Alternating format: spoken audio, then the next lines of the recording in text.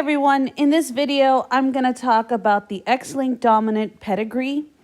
And it's important to remember in this video that, or in this particular example, that we are looking at X-linked dominant and that females are XX and males are XY.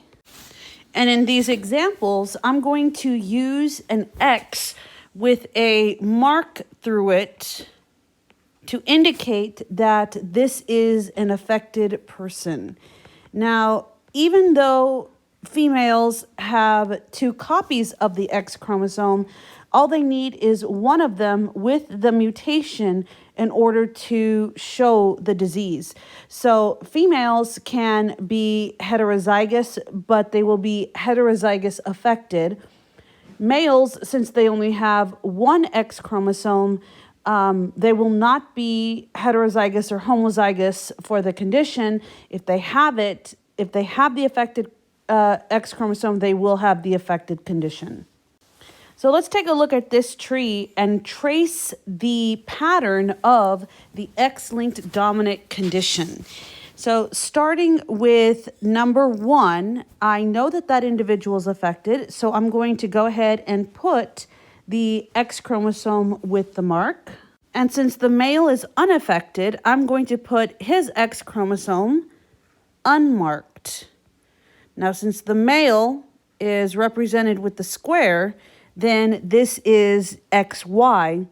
But I don't quite know what the female is at this point, simply looking at the circle shaded in. This person can be either homozygous dominant or they could be heterozygous for the condition.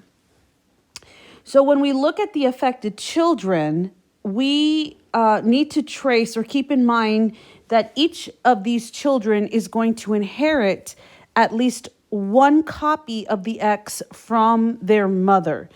If the child is female, then it's going to inherit the other X from the father. And if it's a son, it will inherit the Y chromosome from the father. So I'm going to start with individual number 3. Because they are shaded in, they inherited an affected X chromosome from the mother. And because it's a male, I'm going to put a Y for their second chromosome. Person number 4 also inherited an X chromosome from the mother. And this person is going to be heterozygous affected because the Y chromosome that's coming from, the X chromosome that's coming from the father is unaffected, but they inherited an affected one from their mother. So this individual is heterozygous affected. Person number 5 is a male, so they must have inherited the Y chromosome from their father, but person number 5 inherited an X chromosome from their mother. And since person number 5 is unaffected, that means that they inherited an unaffected X chromosome from their mother, making individual number 1 heterozygous for the condition. Likewise, number 6 is a female, so they are XX, unaffected, meaning that they must have inherited an unaffected chromosome from their mother and an unaffected chromosome from their father because the father doesn't have the condition. Then filling out the rest of the tree, we have an affected male here. And then this male also has a Y chromosome. So person number 8 must have inherited the affected X chromosome from the father and can only inherit an unaffected X chromosome from number 6, their mother.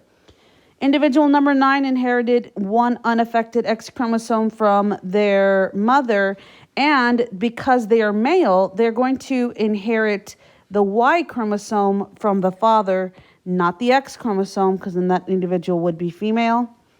Number 10 is going to be heterozygous, getting the affected X chromosome from their father and an unaffected chromosome from their mother.